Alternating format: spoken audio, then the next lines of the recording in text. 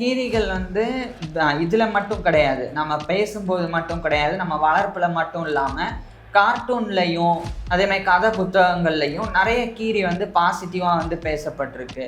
உதாரணத்துக்கு jungle book இந்த மாதிரியான இதுல வந்து கீரிகள் வந்து முக்கியமான கேரக்டர்ல தான் வந்திருக்கு. இப்போ ஒரு ஆண் கீரி பிள்ளை பெண் கீரி பிள்ளை இம்ப்ரெஸ் பண்ணுமா இல்ல பெண் வந்து ஆணை இம்ப்ரெஸ் பண்ணுமா? ஒரு மாதிரியான பிளே வந்து நடக்கும் அவங்களுக்குள்ள. அதாவது கடிச்சுக்கிறது, ஓடி போறது, இது துரத்தும், ஆண் வந்து துரத்துறது. ஆனா சண்டை போடாது. ஆனா இந்த மாதிரி ஒரு சீரியஸா இருக்காது, விளையாட்டுத்தனமா இருக்கும். இப்போ ஒரே டயத்துல ரெண்டு பெண் கீரி பிள்ளை ஒரு ஆண் கீரி பிள்ளையை நோக்கி வந்துச்சுன்னா அந்த ஆண் என்ன ப்ரோ பண்ணும்? இது இந்த மாதிரி நடக்காது. ஏன்னா ஒரு பெண்ணை தேடி 2-3 ஆண்கள் வந்தா எப்பவும் போலதான் சண்டை நடக்கும். ஒரு குட்டிய எத்தனை நாட் கழிச்சு ப்ரோ கீரி பெண் கீரி ஈன்றெடுக்கும்?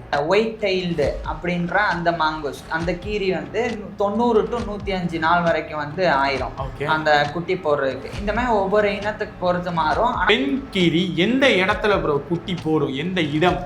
இப்ப ஒரு தாய் கீரி அதுக்குன்னு ஒரு சின்ன எல்லை வச்சிருக்குன்னு வச்சுப்போம். இந்த தாய் கீரி போட்ட குட்டிகள் இருக்கும்ல, அது வளர்ந்து அது வந்து இந்த தாய் கீரியினோட எல்லைக்குள்ள வந்தா அப்ப அது பையனோ பொண்ணோன்னு இதுக்கு தெரியாது.